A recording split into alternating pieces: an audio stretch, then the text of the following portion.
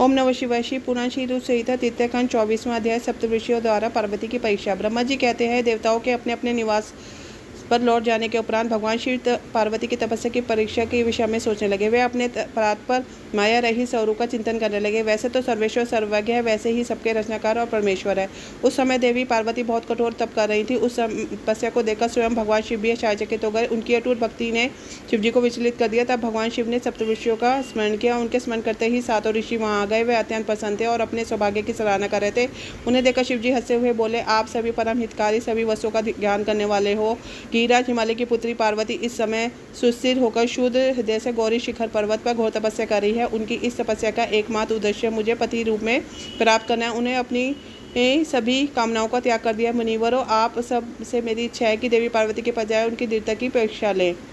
भगवान शिव की आज्ञा पाकर सातों ऋषि देवी पार्वती के तपस्या वाले स्थान पर चले गए। वहां देवी पार्वती तपस्या में लीन थी। उनका मुख तप पुंज से प्रकाशित था। उन उत्तम व्रतधारी सप्तऋषियों ने हाथ जोड़कर मन देवी पार्वती को प्रणाम किया। तत्पश्चात ऋषि बोले, हे देवी गिरिराज नंदी, हम आपसे यह जानना चाहते हैं कि आप किस लिए तपस्या कर रही हैं। आप इस सब के द्वारा किस देवता को पसंद करना चाहिए, आपको किस फल की इच्छा है। उन सप्तऋषियों के इस प्रकार पूछने पर गिरिराज कुमारी देवी पार्वती बोली, मुनीश्वरों, आप लोगों को मेरी बातें अवश्य ही असंभव लगेंगी। साथ ही मुझे इस बात की भी शंका है आप लोग मेरा परिहास उड़ाएंगे, परंतु फिर भी जब आपने मुझसे पूछा है तो मैं आपको इसका उत्तर अवश्य दूंगी। मेरा मन एक बहुत उत्तम कार्य के लिए तपस्या कर रहा है। वैसे तो ये कार्य होना बहुत मुश्किल है, तथापि मैं इसकी सिद्धि हेतु मनोयोग से कार्य कर रही हूँ। देवर्षि नारद द्वारा दिए गए उपदेश के अनुसार मैं भगवान शिव को पति रूप में प्राप्त करने के लिए तपस्या कर रही हूँ। मेरा मन स्वतः उन्हीं के ध्यान में मग्न रहता है तथा मैं उन्हीं के चरण बिंदों का चिंतन करती रहती हूँ।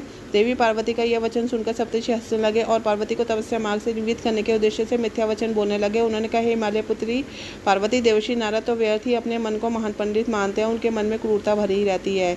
आप तो बहुत समझदार दिखाई देती, क्या आप उनको समझ नहीं पाई। नारद सदैव छल कपट की बातें करते हैं, वह दूसरों को मोह माया में डालते रहते हैं। उनकी बातें मानने से सिर्फ हानि ही होती है। प्रजापति दक्ष के पुत्रों को उन्होंने ऐसा उपदेश दिया कि वे हमेशा के लिए न घर छोड़कर चले गए।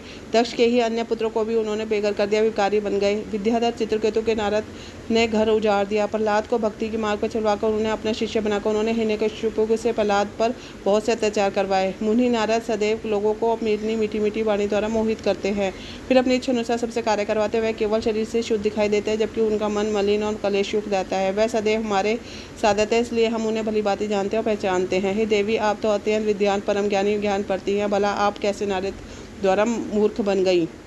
देवी, आप जिनके लिए इतनी कठोर तपस्या करी है, भगवान शिव तो बहुत उदासीन निर्विकार है, वह सदैव काम के शत्रु हैं। वह पार्वती, आप थोड़ा विचार करके देखो, आप किस प्रकार के पति चाहती है। आप मुनि नारद के बहकावे में आकर भगवान शिव तो महान निर्लज अमंगल रूप काम के परम शत्रु निर्विकारी उदासीन कुल से हीन भूतों प्रेतों के साथ रहने वाले हैं। भला इस प्रकार पति पाकर आपको किस प्रकार का सुख मिल सकता है। नारद मुनि ने अपनी माया से तुम्हारे ज्ञान और विवेक को पूर्णतः नष्ट कर दिया है और तुम्हें अपनी छल कपट प्रपंच वाली बातों में चला दिया है। देवी, कृपया आप ये सोचें कि उन्हीं शिव शंकर ने परम गुणवती सुंदर दक्ष पुत्री सती के साथ विवाह किया था। उस बेचारी को भी उनके साथ अत्यंत दुख उठाने पड़े।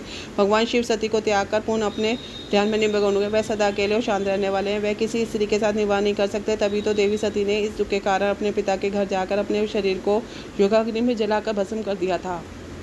हे देवी, इन सब बातों को यदि आप शांत मन में ध्यान में रखकर सोचें तो पूर्णतः सही पाएंगी। इसलिए हम आपसे प्रार्थना करते हैं कि आप इस तपस्या और शिव जी को पसंद करने का हट छोड़ दें और वापस अपने पिता हिमालय के घर चली जाएं। जहाँ तक आपके विवाह का प्रश्न है, हम आपका विवाह योग्य वर अवश्य करा देंगे।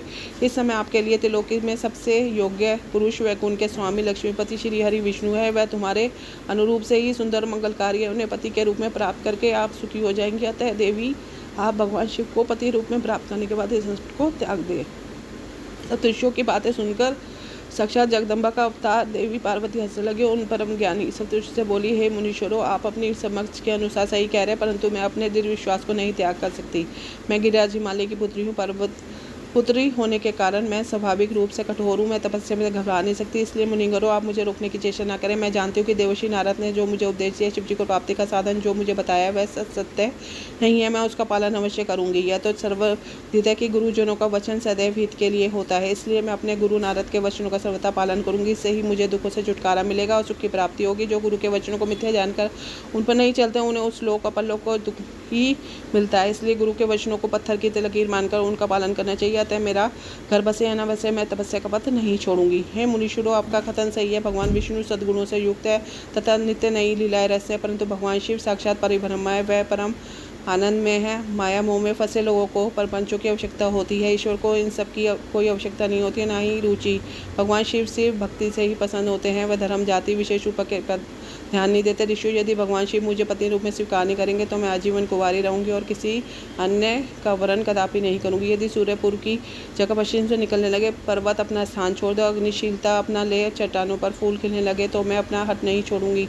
ऐसा कहकर देवी पार्वती ने सप्तऋषियों को दोनों हाथ जोड़कर प्रणाम किया तथा भक्ति भाव से शिव चरणों का स्मरण करते हुए पूर्ण तपस्या में लीन हो गई। तब पार्वती के शिवमुख से उनका दृढ़ निश्चय सुनकर सप्तऋषि बहुत प्रसन्न हुए, उनकी जय जयकार करने लगे। उन्हें पार्वती की तपस्या में सफल होकर भगवान शिव से मनोवांछित वर प्रदान करने का आशीर्वाद दिया। तत्पश्चात देवी पार्वती की तपस्या की परीक्षा लेने गए सप्तऋषि उन्हें प्रणाम करके पसंद मुद्दे में भगवान शिव को वहाँ हुई सभी बातों का ज्ञान करने के शीघ्र उनके धाम को चल दिए।